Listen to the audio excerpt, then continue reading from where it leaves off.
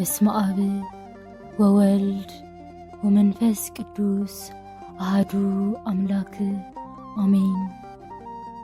ወዳጅ ሆይ በመከራና በፈተና የታጠረ ሕይወት አንድን ሰው በመቶዎች ከሚቆጠሩ ስብከቶችና በርካታ መንፈሳዊ መጽሐፍትን ከሚያነብ የበለጠ ወደ ንስሐ ሕይወት ይመራዋል።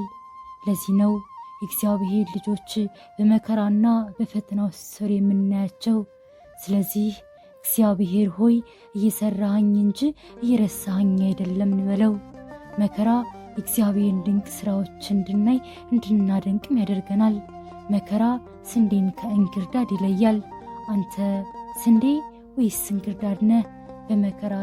በመከራ ደስተኛ ነህ?